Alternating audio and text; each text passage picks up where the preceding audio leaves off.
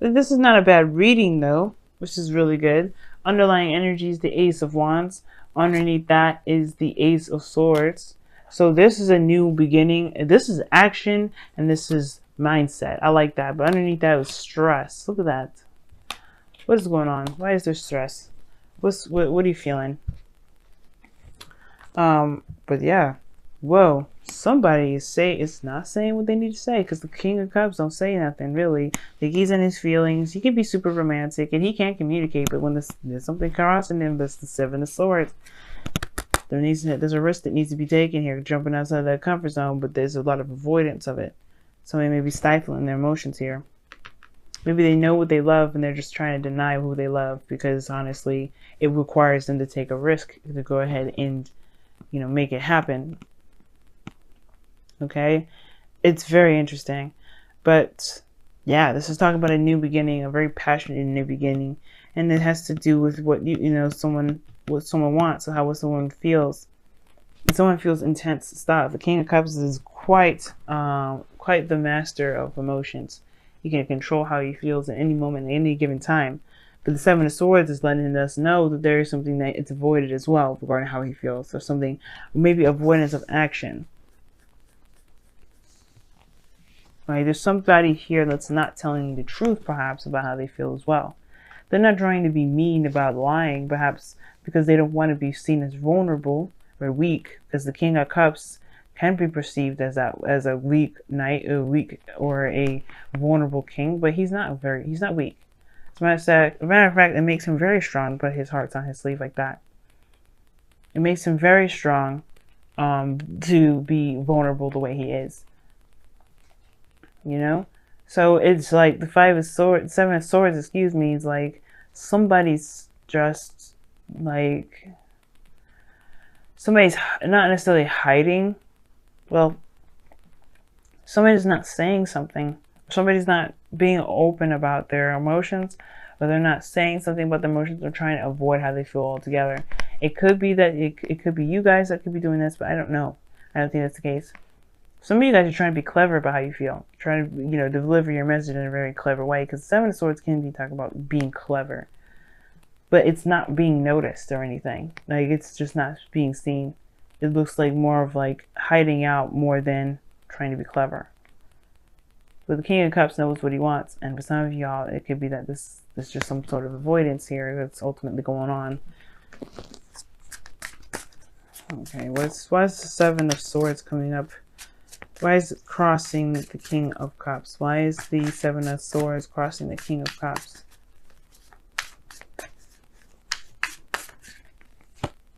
The Queen of Cups. You guys are somebody is avoiding the Queen of Cups.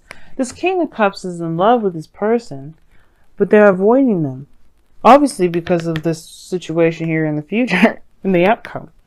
Oh no. King of Cups knows what he wants, is deeply in love, but in denial because it has to do with the Queen of Cups.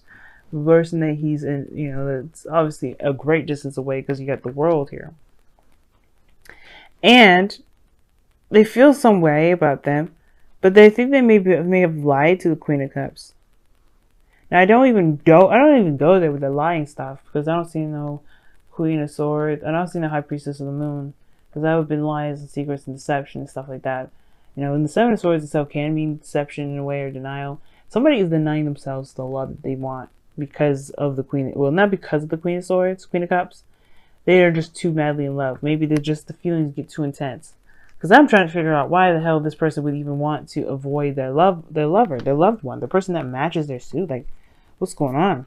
Now in the past, you have the world, excuse me. So there has been a successful completion, or completing of a cycle here.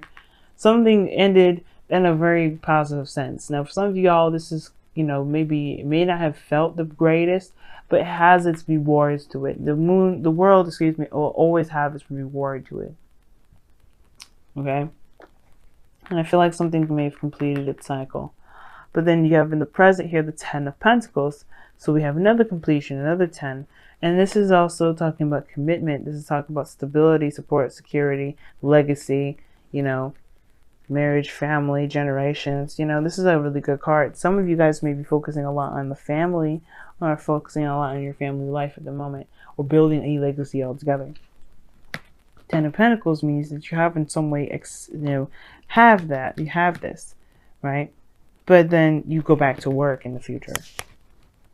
Just like, like you just like, yeah, okay, so I have this already, but maybe there's a little bit more stuff I need to do. The focus shifts right back to more practical thinking. So it's obvious that there is some sort of avoidance here about regarding this person that you are in love with. Perhaps you don't know if you feel like, I don't know, maybe you want to build like a fortress for this person or something like that. But you do realize that you have to say how you feel in order for them to want to even accept you in their life, right? Like, you can't lavish them with goodies and then expect them to want to be with you. I'm not saying that's what you're doing, Capricorn, but be mindful that if that is what you're doing, you have to come out of their shell and say what you need to say regarding how you feel, because it's not going to matter. Because your goal and ambition is the Page of Pentacles. That's great and all, offering somebody long-term commitment, stability, support, and security, even being, showing that you're a provider and showing that, that beautiful coin. But it doesn't mean anything if the person here is just in their feels. If the Queen of Cups is somebody, is how you feel about somebody, then you're in love with them for who they are. You're not in love with them for what they can give you. You're connected to them emotionally, and that means that person in turn is possibly in the same boat. They are connected to you emotionally. They're not connected to the physical aspects of the world. They're not connected to these earthly desires that that show stability in the physical world. It's a spiritual connection between the King and Queen of Cups. And that's the thing. There may be a denial about the fact that there is a spiritual connection. And no matter how hard you work, no matter how much you do, it's not going to feel like it's going to be enough, because this person exceeds physical matter. Like, this person's connection with you is intense, and it feels that way. It feels that way. The Page of Pentacles doesn't necessarily have to mean that you lavish someone with gifts either. It could just also indicate that you offer somebody long-term commitment, or they offer you long-term commitment, an offer of something that can actually last a long time. And I feel like that's the potential for this relationship too. I think you guys can get there, but you're not going to be able to do that if you focus on your practical matter. You're not going to be able to figure that out, or you're not going to be able to make anything of the relationship if it's constantly avoided and focused on dough making and legacy creating. Like, you have your career and everything that you got to deal with. That's cool. That's fine. But the moment you start avoiding it or using your career and your work as a reasons to escape, or to escape your emotions and how you feel, it's just not going to go anywhere. And I feel like that's the thing with the Ace of Wands. It's like, the time is coming where you're going to want to say something to this person. I don't know if I'm tapping on my necklace is tapping on something, but you know what I mean? Like, I feel like you want to take a risk with this person. You're feeling really, really, really close to committing to this person right now. But it's hard to do, because it puts you in a very vulnerable state. This person may be like conjunct your 7th house, which is Cancer. So there may be somebody that's very Cancerian around you, right? Or this could be that there's a Scorpio or Pisces around you. But all in all, if they're not any of those signs, this is someone you're greatly in love with, that you have a spiritual connection with, that no matter what you do, it's really hard to overcome. Because the King of Cups is the master of feeling. So he will feel to the end of his days. You know what I mean? Now, the outcome is external energy is the 3 of Pentacles.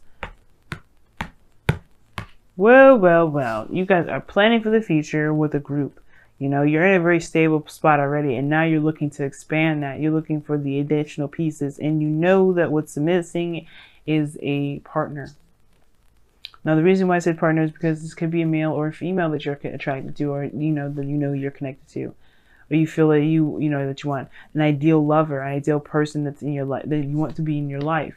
You're avoiding the relationship aspect of it, because obviously it can be very complicated, and you fall pretty hard, Capricorns. It's just true. We all do that.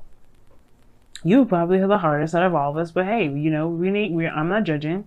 It's really, really sweet how hard you fall in love. And really, really, it's very difficult for you to find love because of that. Because you know when you are in love with somebody, you mean it. You love through possession. It's very scorpionic how you guys fall in love with people. But hey, it is what it is. It doesn't mean that you can't find love. It doesn't mean that love isn't deserving of you or someone else isn't deserving of your love. But it looks like with the Three of Pentacles and the Ten of Pentacles is that you are looking to the future and are seeing the potential future for expansion, perhaps with more than one person, more than just yourself. And the Ten of Pentacles is not a card that's by themselves either. There's kids involved, there's children, there's family, you know, there's dogs here. Look at the old man. He's looking at his generation growing before his very eyes. It's like, yeah, you're in a good place. You're in a solid spot. But there's more to come. And it may, you know, don't delay yourself by denying how you feel about somebody. If this is your one, if this is the person, okay, then you could, I can see the Three of Pentacles being that you're trying to plan on making something, they're saying something or doing something, but don't work so hard or overthink it. Because of where you need to come from most of all is the emotion aspect. Now, in your outcome, you have justice. So this is possibly marriage here. This is possibly a wedding. You probably asking someone to get married. Ten of Pentacles, justice. If I had seen the Hierophant, I would have been 100% surely on board that this was a marriage proposal, that you are really looking to marry somebody. Some of you guys could be taking a risk, right? On finding someone that you're in love with, or finding someone that, you know, makes you happy. But justice in your external, in your outcome rather, really highlights this like need for balance and closure. Closure in the sense of not necessarily closing the chapter or closing a door, but more so like making something even. Balancing those karmic scales. And since this is the number 11, it could be that this is a twin flame. Somebody is a runner in this relationship. And I don't think it's the Queen of Cups that's the runner. It could be the King of Cups. It's himself that's the runner. Now, that could be him, that could be the other person, or it could be you. Either one that feels this, you know, that you feel like you have the strongest, intense feelings for this person. Denying them isn't going to help anything. And the Ace of Wands and the Ace of Swords is talking about a new beginning. So how do you have a new beginning? Like, this is the start of your new beginning. Just accepting how you feel. Let's go and take a look at your wisdom of the Oracle cards here.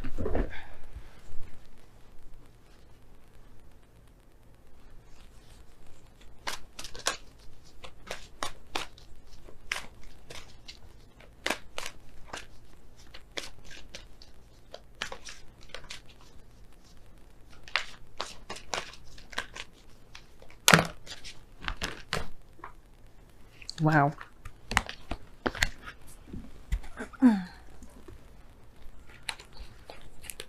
Milk and honey came out, but it fell on the floor. So I'll put one more. You know, I don't want to take that one because it fell on the floor. So I'll shuffle again and see which one comes out. Okay. Observer. Observer. Wow. Milk and honey means to have a taste of prosperity. You know, tasting prosperity. Knowing that you've had a taste of what it is that makes you happy. And now it's like the rest remains. What are you going to do about it? You know, it's interesting, right? What's underneath this deck after I pulled the Observer, you had Treasure Island, which talks about, you know, knowing where the treasure is. You know what makes you happy. You know what your abundance is. You know where to find it, to dig it up, and to truly, you know, invest it, and, you know, do whatever you want to do with it, to have it, and, you know, make it yours, is by following the map, is by following the directions. Law of attraction. But you have to, you know that you have the map to the treasure. Therefore, you have that treasure.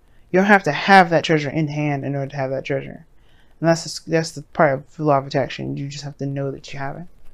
Now, observer here in your for your wisdom with the oracle card for this week. It's interesting because it's talking about watching, being very open and very mindful about the situation and circumstances around you. Keep watching from afar. And I feel like you've been doing that already, to be honest with you. You may not have had the Page of Swords in this reading, but the Page of Pentacles is talking about looking very closely at details. Looking very closely at the details, really making sure this is something you want. Now, the Seven of Swords is perhaps either jumping the gun, perhaps what I would think with the connection here, but I don't think that's the case at all. It's very interesting that Observer would come up when the Seven of Swords is crossing. But I feel like that is in a way very contradicting. Be careful that you're not observing to procrastinate. Be careful that it's not procrastinating energy. Because I feel like whatever you're waiting on, whatever you're trying to see, whatever information you're trying to get, that is already available to you because of the Milk and Honey and the Treasure Island card that came up. You have what you need already. What are you looking for further before you take action? Because the Ace of Wands is asking you to go ahead and take action. You know your passions are, go for it. Ace of Swords, clarity and a new beginning, new ideas, new way of thinking, new way of communicating. Go for it. But you have Observer. Don't be so focused on watching things that you end up missing out on opportunities. Know what you want, obviously, because you do. And don't sit there and wait and by looking from far away for so long. I'm going to pull your Whispers of Love here. And it says physical touch is important. See what I'm saying? Another freaking contradictory card. For some of us, nothing is more important than a tender touch. This might include a pat on the back or giving a hug to someone who needs it. Family, see what I'm saying? This is very action oriented and physical oriented. Like, I feel like you guys are trying very hard to make this a reality. Be connected with this person. I don't know if you guys are just settling with this person being someone from the distance. If you've been waiting for them to, if you've been wanting to be with them for some time, I feel like you can make it happen. Book a ticket and, go see them. But physical touch is important, and I feel like you feel that way. That's probably why you don't want to just think about them. You want to work on building something or making something real. Make on a real offer. But again, even that requires action. And the Observer card is action oriented, but this is talking about waiting and seeing. Well, not necessarily waiting and seeing, but just observing, watching people, being observant. You guys are very good at being observant already. You do that on your day-to-day life. But it's about where you're going, what you're doing, why you're going about doing it. And it's the most important. And it has to do with love. It has to do with expansion. It has to do with making plans for the future towards legacy. What's your next commitment? Your commitment to this person.